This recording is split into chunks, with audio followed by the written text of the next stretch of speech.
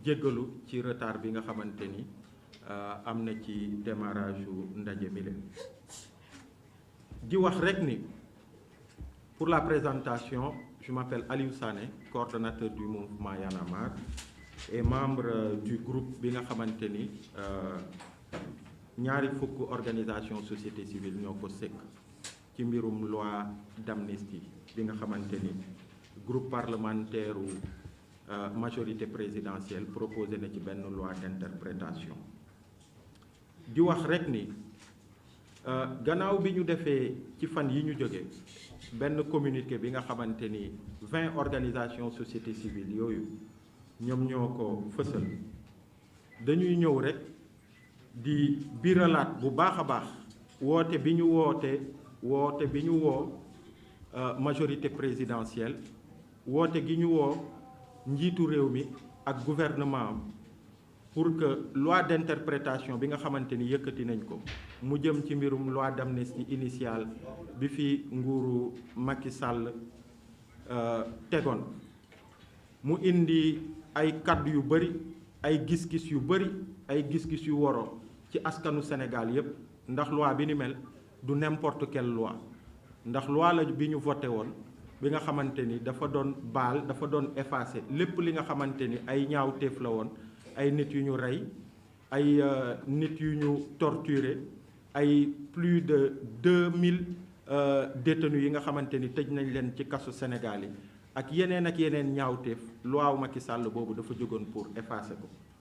bu ñu ñëwee ba loi d'interprétation majorité yëkkati ko mu am ay kaddu ak ay gis-gis yu fësanti ko ci société sénégalaise bi yëpp ñun société civile dañu daal di woon yëkkati suñuy kaddu jëmale ko ci nguur gi pour que ñu ibbi ay waxtaan sekku ko ñépp ñi nga xamante ni am nañu yeneen kaddu fexe ba déggoo ci objectif bi nga xamante ni naam objectif bi benn la société civile bi li mu ci jàpp mooy que la justice doit être faite que vérité dëgg dafa war a jib ci mbir mi naka lañ ko war a defee ak nan lañ ci jëmee ba ñëpp déggoo ci ñu mun ci jëm ci ni mu gëne loolu mooy kaddu société civile bi donc kaddu googu dañ koy biralaat tey wax rek ni loi d'amnistie interprétation bi nga xamante ni dañ ko ci indi warul doon interprétation boo xamante ni day favoriser benn justice non équitable c'est-à-dire justice bi nga xamante ni day mel ni fas bu ñu ngalab ñu takkal ko ay œillères fenn rek lay gisee mu am yeneen ak yeneen yi nga xamante ni justice bi ne serait-ce que pour l'éclatement de la vérité war na ci gëstu pour que li ñu dund entre 2021 ak 2024 ñu tirer ci tous les enseignements toutes les conséquences képp ki nga xamante ni yenn yi ñu lay war a mën a topp ñu war la ci topp pour que plus jamais ça comme ni ñu koy waxee loolu mu mën a am ñu jàpp ni loi d'interprétation boobu justement warul doon loi boo xamante ni day am xaj ak seet loolu mooy avis wu organisation de la société civile yi nga xamante ni ñoom ñoo jibaloon bataaxal boobu ci jamono yooyu ci ñetti fan yi ñu jóge tey yii ñu ñëw fii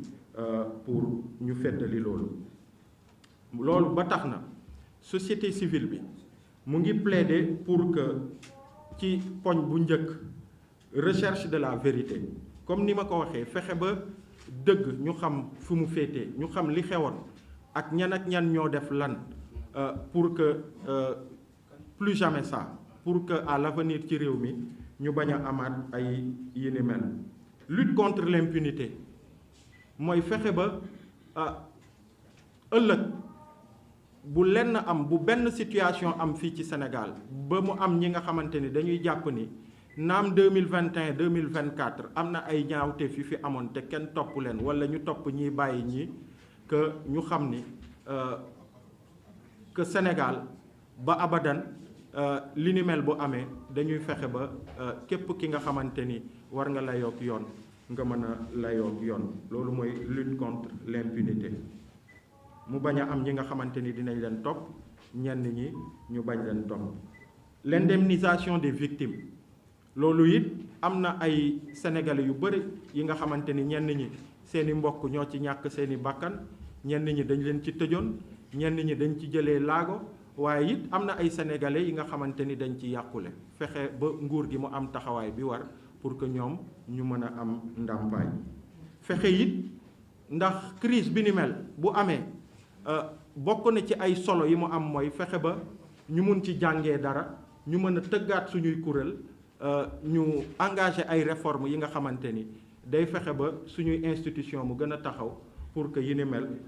ñu mun ko prévenir dans le futur et que voilà ñu mun ci am ay taxawaay yi war ak participation inclusive loolu it bokk na ci ponk yi nga xamante ni société civile jàpp na ni am na solo mooy dañu war a fexe ba ci li ni mel loi d'amnistie bi ak loi d'interprétation bi mu bañ a doon l'affaire d'une majorité présidentielle mu bañ a doon l'affaire d'un groupe parlementaire waaye day doon l'affaire de toute la société civile sénégalaise ndax yéen ñëpp ñi fi nekk nii wóor na ma ni ku ci nekk à sa manière ci jamono yooyu am na ni mu dundee jéye yi fi amoon ku ci nekk am na nu mu ko dundee donc fexe ba de façon inclusive li koy saafara ak liy fexe ba bu mu amati que ñu déglu ci ñëpp que ñëpp mun ci indi seen xalaat et que après le président de la République ak nguur gi nga xamante ni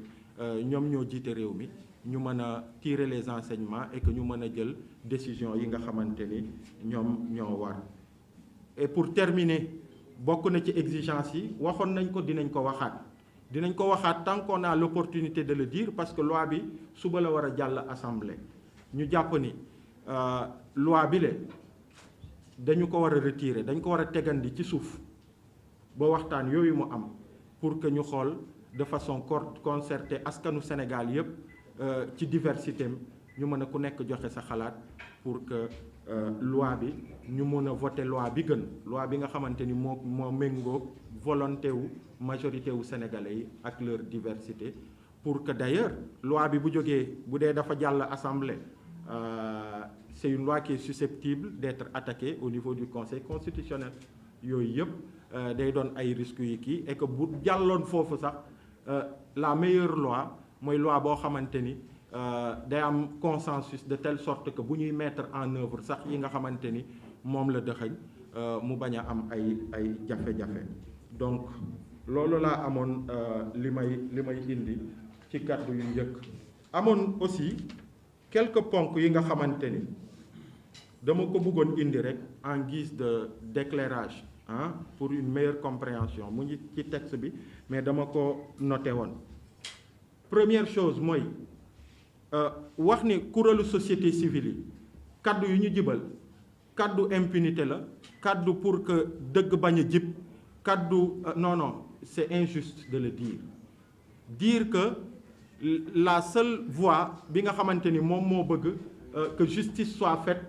ci événement yi nga xamante ni 2021 2024 mooy li nga xamante ni loi d'interprétation moom la porté loolu du dëgg wax nañu ci suñu texte ni dañu bëgg justice dañu bëgg vérité dañu bëgg que toute la lumière soit faite mais fexe ba mu bañ a doon justice bi nga xamante ni day favoriser ñenn ñi et que mu nopp ci yenn yi. Et pour preuve man bi di wax ak yéen je suis une victime du régime de Macky Sall bokk naa ci ñi nga xamante ni tëj nañ leen kaso 4 mois et demi laa def ñenn ñi c'est encore pire am na ñu def ci benn at et les pires victimes mooy ñi nga xamante ni ñàkk nañu seeni bàkkan ñi nga xamante ni aussi yàqule nañ ci et encore une fois je suis sûr que parmi yéen ñi nekk fi journalistes yi ak ñi ñuy seetaan am na d'autres catégories de victimes de ce régime-là donc li ñu bëgg mooy que justice soit faite nous ne pouvons pas vouloir autre chose que la justice donc loolu aussi lu am solo la mais pas d'une justice boo xamante ni dañ koy guider pas d'une justice boo xamante ni dañ koy tegal ay œillères encore une fois loolu bëggoon nañ ko ñu wax parce que et que les crimes quelle que soit leur forme am na crime bi nga xamante ni majorité bi ci seen première en tout cas seen première ou deuxième version wu loi d'interprétation bi ils ont dit crime de sang encore que juristes yi nee nañ crime de sang amul fenn mais au-delà des pertes en vies humaines boo xamante ni mooy li gën a pire ci crime yi nga xamante ni am na fi ci jamono yooyu mais il y a d'autres catégories de crimes homicide kii nu mu tuddati incendie volontaire crime la ak yeneen. Donc il faut que ci champ boobu noonu ñu gën ko yaatal pour que ñu bañ a topp ñenn ñi ba que ñenn ñi nga xamante ni def nañu yeneen catégorie wu crime qui ne puisse pas être poursuivi. Et loolu malheureusement loolu buñ ci bàyyiwul xel day créer précédent bu dangereux ci réew mi. Donc cela voudrait dire que dans l'avenir, c'est-à-dire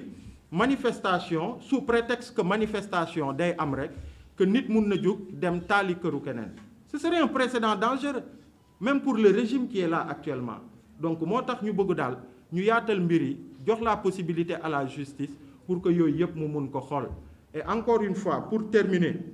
nous on ne parle pas des manifestants ordinaires jeunes yi nga xamante ni daan nañu manifester policiers yi bu ñu leen di topp ñu taal pneu fii taal pour barricader wu pour que policiers yi bañ a foncer ci ñoom. On ne parle pas de tous ceux qui ont exprimé leurs opinions ñu jàpp leen tëj leen ci naka su dul noonu ay délit d'opinion ay yeneen ak yeneen. Même l'actuel président en a été victime, man mi di wax ak yéen j'en ai été victime et d'autres en ont été victimes.